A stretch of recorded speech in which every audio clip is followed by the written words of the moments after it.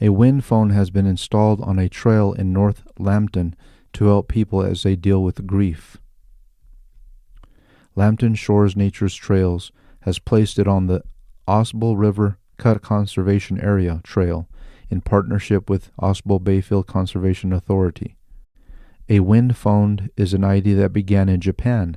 It is not connected and there is no dial tone, but it is located in nature for people who want to speak to loved ones who have died.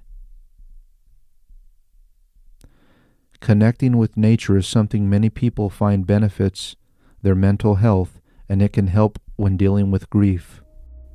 Well, isn't that something? You can go to the wind phone now on that trail, pick up the phone, and begin to speak to your dead loved ones. You can actually communicate with the dead now through this wind phone.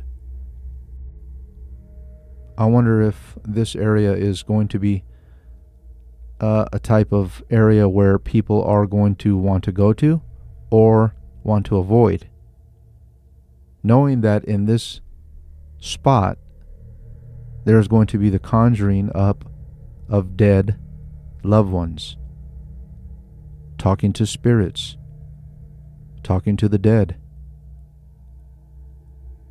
We are told through God's words that it is a forbidden thing to attempt to make contact with the dead. That includes wind phones, Ouija boards, foretelling of future through palm reading, all part of the occult, witchcraft. The phone isn't connected to anything. There are no cables, no electrical wires that are coming out of this wind phone device. But it's all fantasy to get the person to think that they're actually communicating with the dead. And we know that there is a possibility that there will be two-way communication.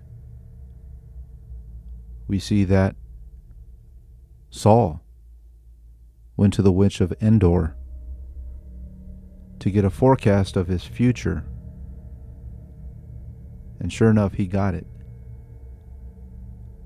He was able to receive a type of communication from the underworld. You see, when you play with things like this and entertain things like this and consider things like this just okay, then you invite and open the door to demonic activity. I wouldn't want to go on this trail. I wouldn't want to go anywhere near this wind phone. And there will be paranormal activity centralized in this area.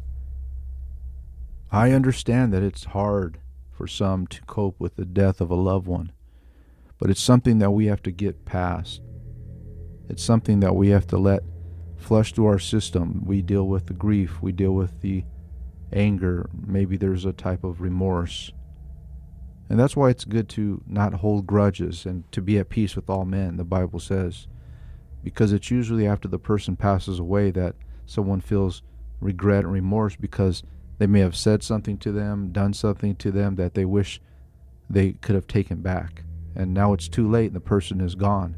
So they deal with that bitterness and that feeling for the rest of their lives.